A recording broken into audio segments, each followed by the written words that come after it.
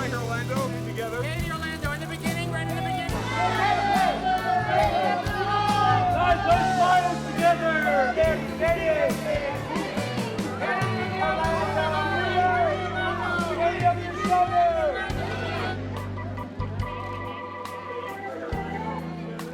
Katie, over your shoulder. To the left side.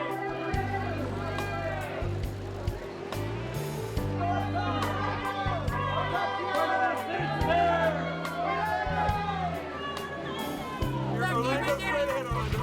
Mr. Love, Orlando, you're great. Yeah, Orlando, you're great. Hey guys, chew it.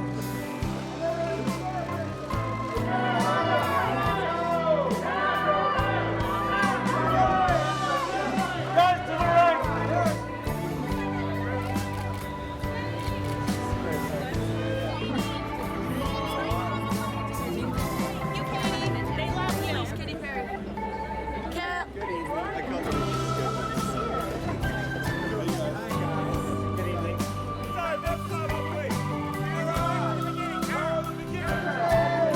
Carol, the right side. Carol, looking up.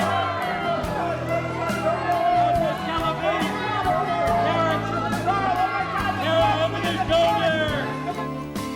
Hey, David, looking up, sir. One smile, sir. Towards us, right here. Carol, over there, beautiful smile. Carol, Over your yeah. shoulder.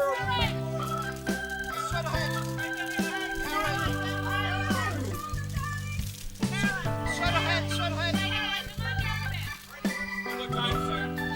Artie, that smile on the right side, Artie. Stay together. And then turn to your right, turn to your left, together. There you go. And then turn this way a little bit. Hey, one more time, sir. Tyler, one more smile. One more time. Right here, one more time. Hold that shot.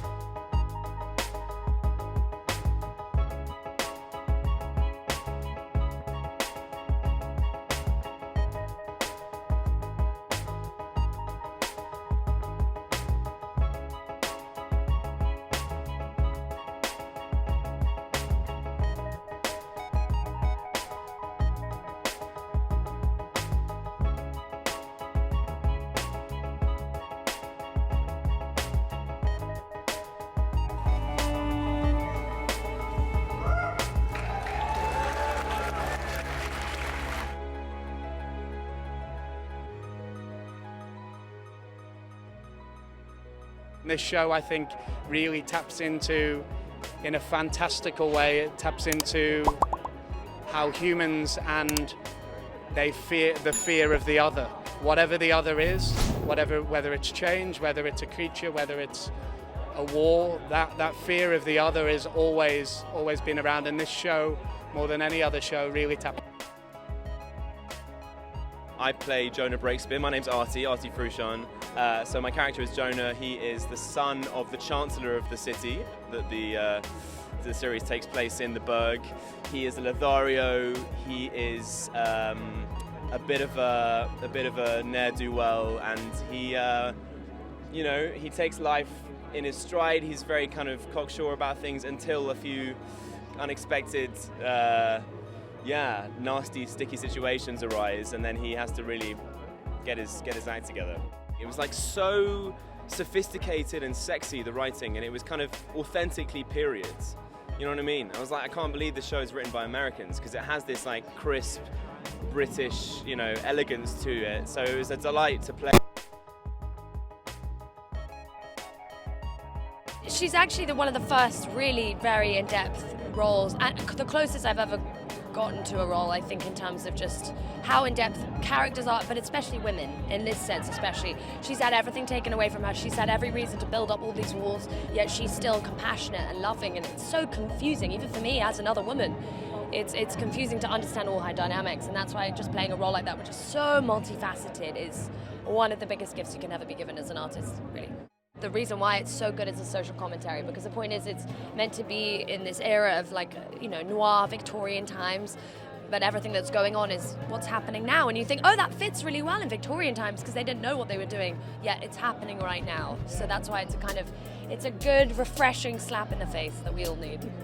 I've always been very passionate about doing my own stunts, kind of being like a female Tom Cruise, but especially with this, I wanted to do all the flying as much as I possibly could. Obviously, some of it I couldn't do for literal insurance reasons, but it just was so important to me to really feel the character, even to understand what it feels like to have wings. I would wear a very heavy backpack around on set and stupid things like that, but just anything to really feel the kind of repression of what it, especially being a fae in this world, because you're not allowed to be a fairy. But it's also the same as a woman being in those days, being in a corset. It's the same kind of repression and constricting control, I imagine, in some way.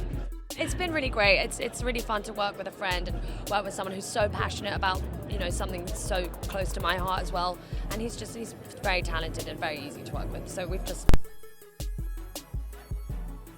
I play Sophie Longerbane, who is the daughter of the opposition leader in Parliament, and she is a very complex, interesting character because she's basically been hidden away from the world for her entire life, but she's been reading books and listening to her father's political meetings and learning everything, and so she basically knows more than probably anyone else. I just thought it was so fascinating and exciting. It's such a different world to just delve into. I was just really excited and desperate to get a part in it so I could be involved in this amazing world. My name's David Jesse, and I play Agreus Astreon, who is a faun. Agreus, in this world, there's a clear hierarchy where humans are at the top and fae folk kind of filter down, and at the bottom are fauns, which is what my character is. But yet we meet Agreus, and he has broken through so many glass ceilings and finds himself at the top, and we join him where he's at the top. I'm Jared Harris, and I play Absalom Breakspear, who is the Chancellor of the Burg. This is my younger brother, Jamie. Jamie Harris. I played Sergeant Dombey, who's a little bit of a racist and nationalist. Thank you. I was taken by I love the noir element of it, the detective sort of thriller element of it, and it was these sort of stories where you have to invent a world where it's not based on books. It's very difficult to do, and Travis and Rene did an amazing job about building out this very, very cohesive world.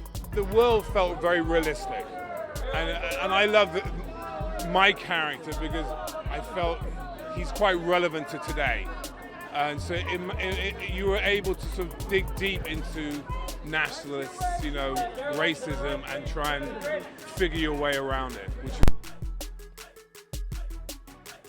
What I love it most about it is it's original. We live in a world where everything is based on a movie or a book or a comic book, and I love all those things. But I love the fact that this is unique. There's nothing. If you want to watch Carnival Row, you can't experience it in any other medium. You have to come to the show, and I love that. That's to me is something we need to do a little bit more of. The show is huge. It's very expansive. there are so many different storylines, so many different characters, and there is a little bit of something for everybody. We had like crazy amounts of time and equipment and resources, and it really is a cinematic experience because they allowed us all the things we needed to shoot a movie. I really honestly felt like I'd never seen a world like this. This is, of course, the brainchild of Travis Beacham, who's our creative, imaginer, director, and showrunner and creator. It was a character that I thought, wow, if I'm gonna, get involved in a TV world, which is so exciting in the world we live in today. I was like, the thing for me is, how am I gonna really dive into 8 hours of TV? Because really, that's what we're doing. It's an 8-hour movie and potentially more. Obviously we're going into a second series, and I was like, there was just so much to mine within there, so much humanity, so much empathy, and there's a sort of interesting commentary on the world at large, many of the big issues that are in the world, but really it's also a wonderful noir, detective, drama, thriller, and it felt like it had a little bit for everybody, and a world that I was excited to see. I hope that people will come for the entertainment and stay for the social messaging and the idea that actually when art mirrors life mirrors art, you get something more than just what you paid for, which is, I think as an actor, that's the greatest gift.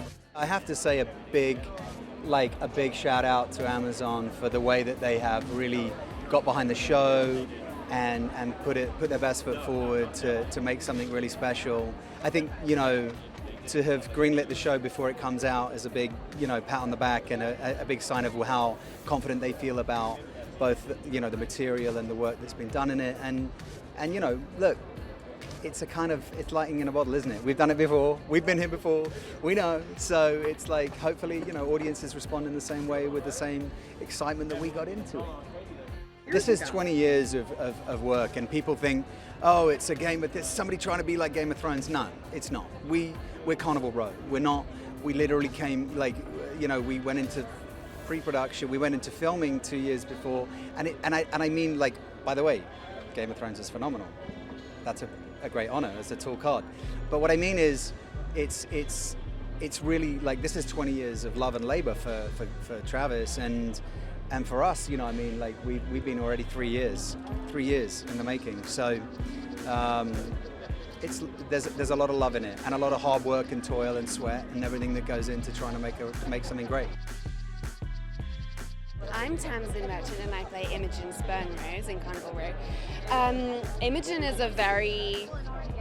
she is quite an unpleasant person when we meet her.